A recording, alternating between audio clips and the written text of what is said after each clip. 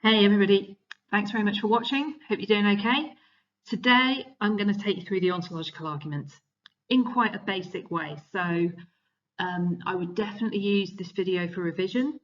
I would use it perhaps if you're struggling to understand the basics.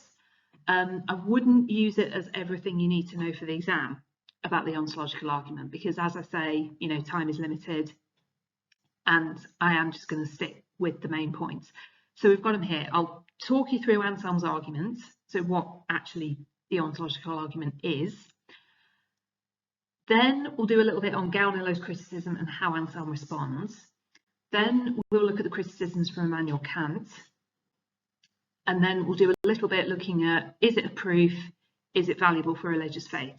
Because those could be areas where questions are set. So that's what we're going to do. Let's get into it. So just to set the scene with what kind of argument this is, you've probably already looked at Paley's design argument, and you may also have looked at the cosmological argument too. Anselm's ontological argument isn't like that. It's a different sort of argument. It's an a priori argument because it's based on a definition of the word God. Anselm's basically saying that once you understand God in the right way, once you understand God in terms of a correct definition, you have to logically conclude that God must exist. So he's doing it all from logic and definitions of words.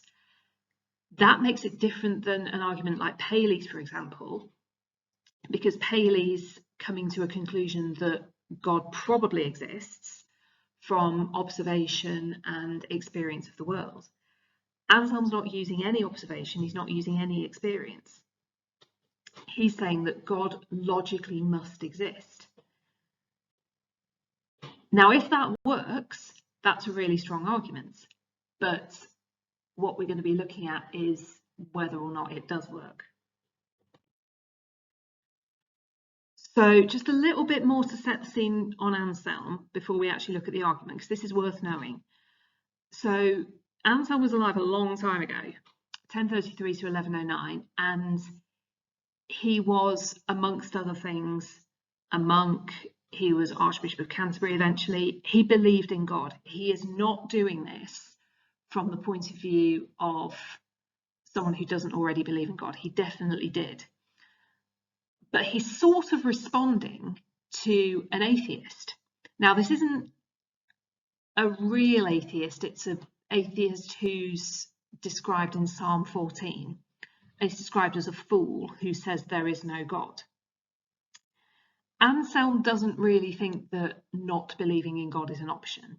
So he's trying to show that, in his view, it's absurd to not believe in God. He's basically like, if you don't believe in God, then you've not understood God properly, which is why he spends so much time working from this definition. And he said this is called the quote, for I do not seek to understand in order that I may believe, but I believe in order to understand. For this also I believe, that unless I believe, I shall not understand. So for him, believing in God and understanding God are a little bit like two sides of the same coin. And he thinks that the fool is a fool because he hasn't understood the definition of God. Some scholars have argued that actually all Anselm is really doing is affirming his own faith, and he's actually not trying to prove the existence of God at all. You can make up your own mind about that. We can't ask Anselm. We don't really know what he was up to with this. But you can decide as we go through. So here's the argument, and I've simplified it right down here. Probably the version in your textbook is more complex. You might see other formulations of it that have got more going on as well. But these are the most important bits, okay? So I've used P and C, P1, P2, C. That stands for premise 1, premise 2, conclusion. I've set it out like that so that you know it's a deductive argument, okay? So premise 1, God is that than which no greater can be conceived. That's Anselm's definition of God. To put that in slightly simpler language, what he's saying there is that God is the greatest thing that could possibly be imagined. There couldn't ever be anything you could imagine that would be greater than God. Then that takes us to premise 2. It's greater to exist both in the mind and reality than it is to only exist in the mind. That's not hugely controversial, because if you think about it with something like a popular one to do with chocolate cake, if somebody asked you, what would you rather have, an imaginary piece of chocolate cake or a real piece of chocolate cake, which would be better, you'd almost certainly say the real piece of chocolate cake, because real things tend to be greater than imaginary things.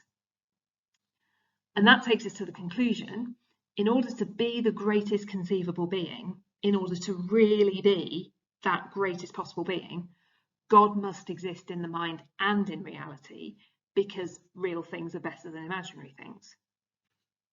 That's the argument. So you can see, if that works, that's a good argument. The question is whether or not it works.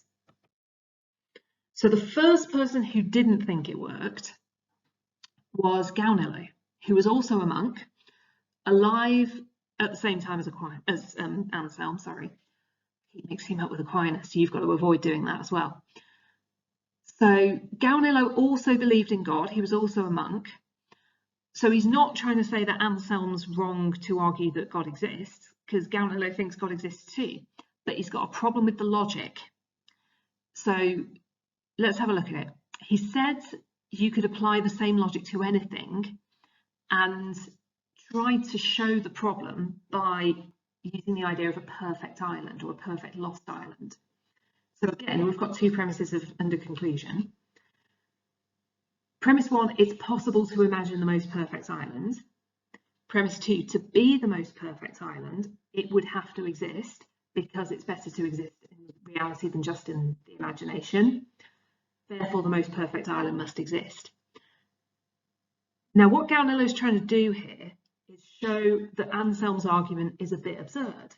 It doesn't work, because that perfect island, just because we've imagined it and we've said, well, it's perfect and real things are better than imaginary things, so it must exist, that's not going to make it exist.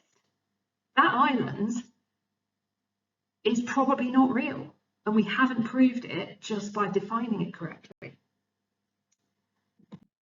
But Anselm came straight back at him and said that this only works for God, essentially. He accepted the idea that it wouldn't work for an island, and it wouldn't work for, the most perfect chocolate cake is better in reality than just in the mind, so it must exist. He clarified this by talking about necessary and contingent beings. He said part of the definition of God is that God is a necessary being, whereas islands are contingent beings. If you're talking about a contingent being, something that might not exist, something that could not exist, like an island might exist or it might not, then the argument won't work. But when you apply it to God, who is a necessary being and who is the only necessary being, he says it does work. So he's arguing that Gaunilo's criticism can't be used to apply to God, because God's existence is necessary, and necessary existence is part of that definition of God. He can't not exist, because the greatest possible being can't be imagined as not existing. Now, this is a decent response, because he has drawn out an important point there, that he was talking about God as a necessary being, whereas Gaunilo's talking about contingent beings. So it's apples and oranges, you can't quite compare them. Not absolutely everyone is convinced that this is a good response, but it's okay, it's decent. It solves the initial problem that Gaunilo was trying to raise. But further down the line, there's bigger problems for Anselm's arguments, and they came from this guy, Immanuel Kant. So we're fast forwarding several hundred years now. Kant had 2 major criticisms of the ontological argument, so 2 big reasons why he thought it didn't work. These were not actually directly aimed at Anselm, they were aimed at Descartes, who was a little bit before Kant and had reformulated the ontological argument himself. And Kant didn't think that worked. So Kant's criticising Descartes, but the criticisms equally apply to Anselm, so that's why we can use them. And just to be clear, Kant isn't doing this from the point of view of an atheist. He wasn't an atheist. He just didn't think that the logic was sound. So he doesn't have a problem with belief in God, but he didn't think you could prove it this way. So let's get into Kant's arguments. Firstly, he argued that existence is not a predicate. Now, predicate is a word that people get a little bit stuck with because it's quite a philosophy word. It's not a word that we tend to use very much in the real world.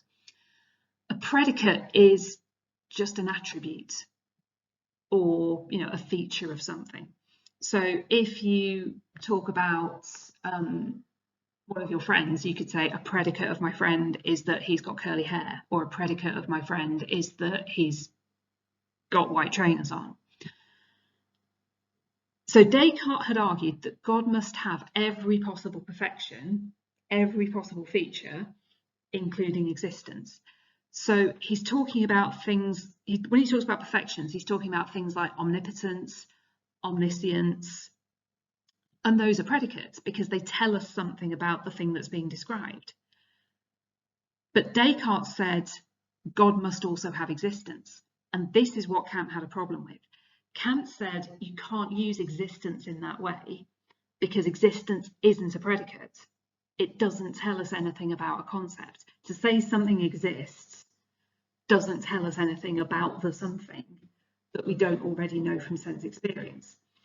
So there's lots of examples you could use for this, but the one that Kant used was the example of 100 thalers, and a thaler was a coin that would have been used in Prussia, where he was from, at the time.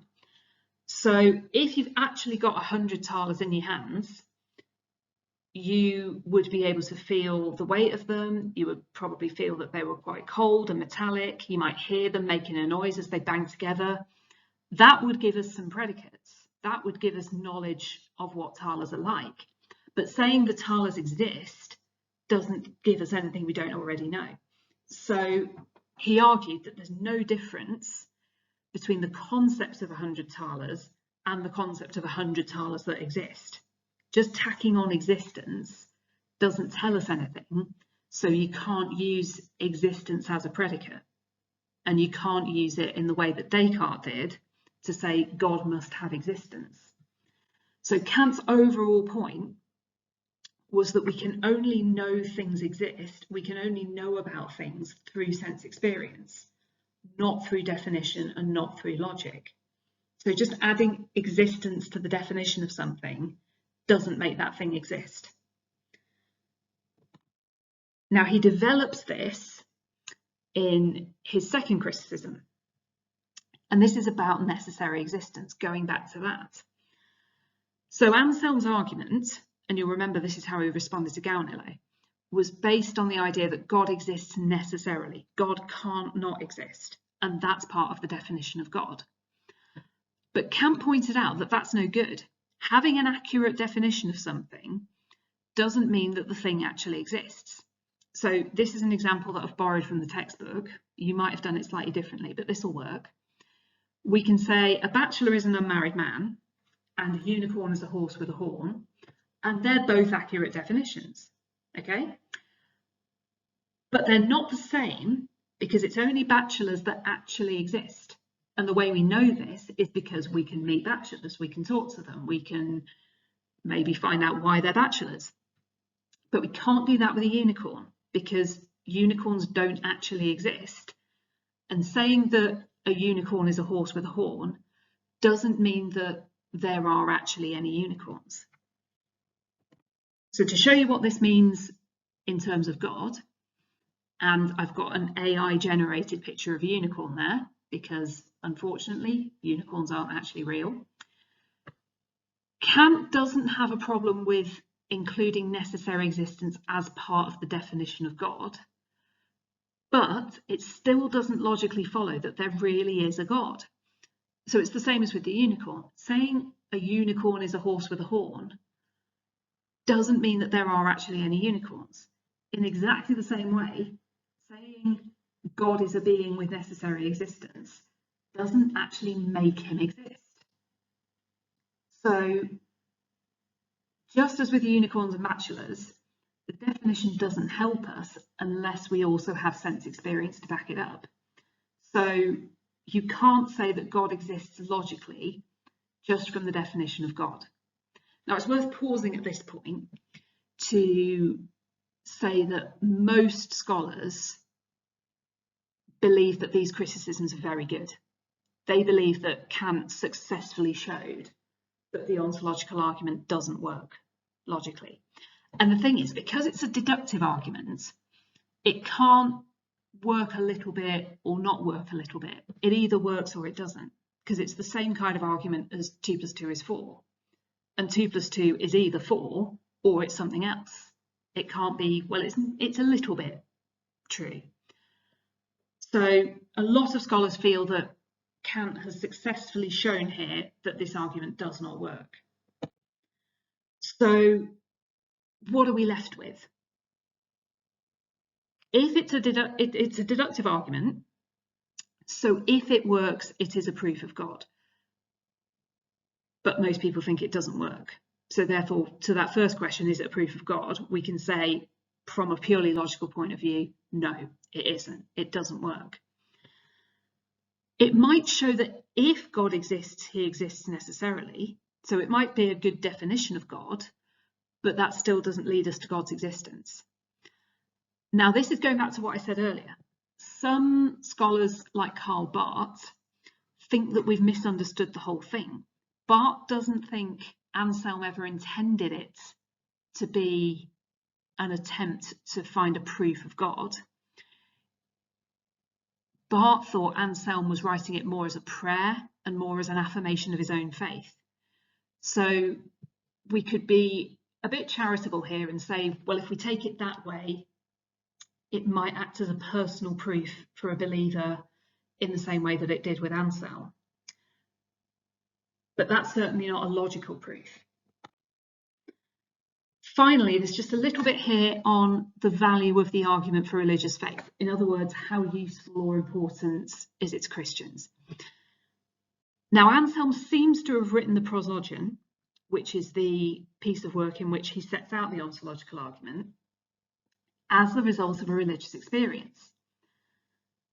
So the argument might help a believer to understand God more deeply, clarify what they believe about God, and therefore it might have had value in the same way that it did for Anselm to somebody who's already a Christian. It might deepen their faith, it might help them really understood what God is.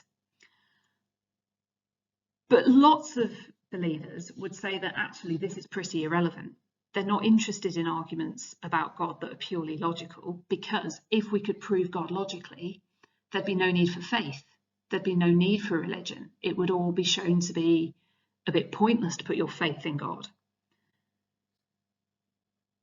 And going back to the point I've made before, most scholars believe the argument doesn't work. So the chances of this making an atheist believe in God is very, very, very unlikely. Now, you can't say that about Paley's argument, because it being a completely different kind of argument, it being probabilistic, inductive, a posteriori, and because it's based on things that we can all see and experience, it actually might lead someone to have faith who didn't have faith before. It's highly unlikely that the ontological is going to do that, because it's a different type of argument, and a lot of scholars agree it's a weak argument. So that's it, really. I hope that's been helpful. Try not to get too bogged down in the ontological argument. It is quite philosophical. It's a good way of testing your understanding of things like a deductive argument versus an inductive argument. It's a good way of setting out premises and conclusions. But at the end of the day, it almost certainly doesn't work as a proof of God. So come to your own conclusions about it, that's fine. Revise carefully, ask for help if you need it, and hopefully you'll get this nailed and you'll be happy with it for the exam. Hope that's helped. See you next time.